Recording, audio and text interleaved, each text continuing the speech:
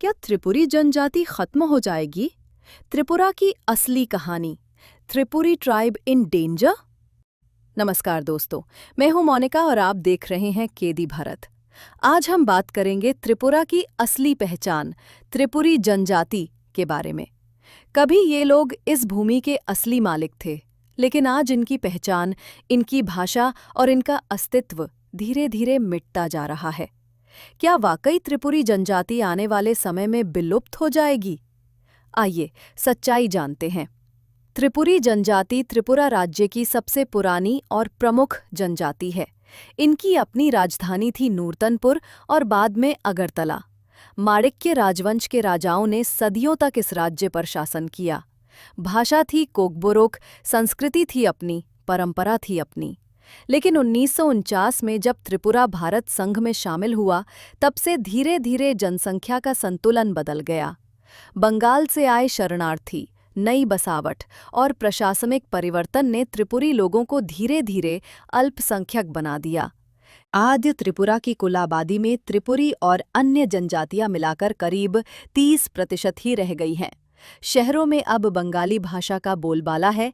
कोकबोरोक बोलने वाले युवाओं की संख्या घट रही है। कई युवा बेहतर रोजगार की तलाश में गुवाहाटी या दिल्ली चले जाते हैं।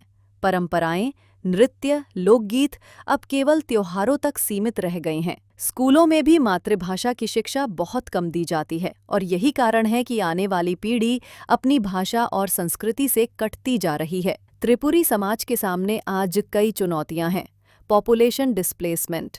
1947 के बाद बंगाली शरणार्थियों की बड़ी संख्या ने जनसंख्या का अनुपात बदल दिया। Political representation. आज भी राज्य की राजनीति में आदिवासियों की आवाज़ कमज़ोर है। एजुकेशन और जॉब क्राइसिस। उच्च शिक्षा और सरकारी नौकरी में भागीदारी बहुत कम है। Land rights. बहुत से त्रिपुरी परिवार अपनी पारंपरिक जमीन से विस्थापित हो चुके हैं। आज के डिजिटल युग में संस्कृति का मिश्रण बढ़ गया है। त्रिपुरी सॉन्ग्स की जगह अब बॉलीवुड और के पॉप ने ले ली है। ट्रेडिशनल ड्रेसेस अब केवल मंच या त्योहार में दिखते हैं। युवा पीढ़ी अब अपने इतिहास को भूलने लगी है।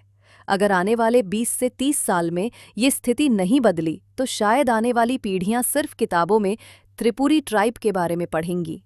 लेकिन सब कुछ खत्म नहीं हुआ है। आज कई युवा और संगठन त्रिपुरी पहचान बचाने के लिए संघर्ष कर रहे हैं। तिप्रा मोथा पार्टी जैसे संगठन ग्रेटर तिप्रालैंड की मांग के साथ आगे बढ़ रहे हैं। कई स्कूलों में अब कोकबोरोक भाषा को शामिल किया जा रहा है। ट्राइबल फेस्टिवल्स को फिर से लोकप्रिय एक बनाया जा रहा है। अगर सरकार, समाज और युवा एक साथ आएं, तो त्रिपुरी जनजाति का भविष्य अभी भी सुरक्षित हो सकता है। त्रिपुरा की पहचान सिर्फ एक राज्य का नाम नहीं, ये एक संस्कृति, एक इतिहास और एक गर्व की कहानी है। अगर हम अपनी जड़ों को नहीं बचाएंगे, तो आने वाला इतिहास हमें कभी माफ नहीं करेगा। आपको क्या लगता है?